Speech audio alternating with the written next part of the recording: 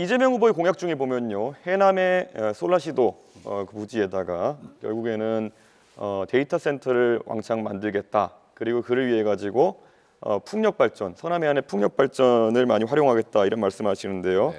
우선 기본적으로 풍력 발전이 데이터 센터의 안정적인 운영을 위한 알맞은 에너지원이라 보지 않습니다. 그렇기 때문에 결국에는 전라도에선 위에 영광의 원전이라든지 아니면 여수에 있는 화력발전소 등을 이용해가지고 전력을 공급해야 될 것으로 보이는데요. 왜 굳이 그런 불안정한 풍력발전 전원이 있는 곳에다가 이런 데이터 센터를 공약하게 되었는지 의문이고요. 그리고 지금 풍력발전 같은 경우에는 개발 및 운영의 66%, 제조의 83.4%, 금융의 100%가 외국에 넘어가 있고 대부분 그게 중국 쪽입니다. 터빈 분야에서도 보면은 우리나라 업체 점유율은 28%에 불과합니다. 그런데 이런 식으로 전력 생산 단가도 높고 실제로 중국이 많이 장악하고 있는 풍력 발전 시장에 대해 가지고 계속 이렇게 우호적인 발언하는 이유가 무엇인지 궁금하고요. 풍력 발전 같은 경우에는 태풍이 불어서 25m/s 이상의 바람이 불게 되면은 가동을 중지해야 됩니다. 그런 데이터 센터의 기본적인 조건이 뭐냐면은 안정적인 전력 공급입니다. 그럼 아까 말했던 것처럼 영광에서 여수에서 전력 끌고 와야 되고 데이터 케이블 같은 것도 부산에서 끌고 와가지고 이걸 해야 되는데 도대체 중국을 위한 것이 아니라면은 이게 누구를 위한 것입니까? 자꾸 저를 친중으로 한번 몰아보려고 애쓰시는 것 같은데 매우 부적절하다는 생각이 들고요.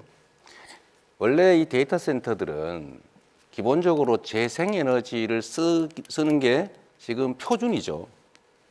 재생에너지는 기본적으로 간헐성이라고 하는 불규칙성이 본질입니다.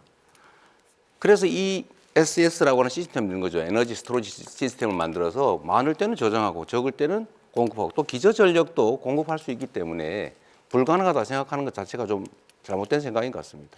그 ESS라는 것도 하루 이틀 버티고 2, 3일 버티는 것이라서 제가 구체적으로 태풍 같은 상황이 발생해가지고 4, 5일 동안 만약 풍력 발전기가 가동하지 않게 되면은 계통 자체가 흔들리게 된다라는 말씀을 드리는 건데 그렇게 자꾸 피상적으로 말씀하시면은 토론이 되지 않습니다. 그래서 김문수 부님께 여쭤보겠습니다. 네. 김문수 후보님께서 인력 양성에 대해서 말씀하실 때 네. 수출 전문 인력을 10만 명 양성하겠다 하셨는데요. 이게 AI 전문 인력도 20만 명 양성하시겠다 그러고 뭐 좀 규모가 큰 인재 양성 프로젝트를 얘기하시는데요. 지금 한 해에 20만 명씩 태어나는 상황 속에서 수출 전문 인력 10만 명은 어떻게 양성하겠다 하신 건지 궁금합니다. 어떤 사람들입니까?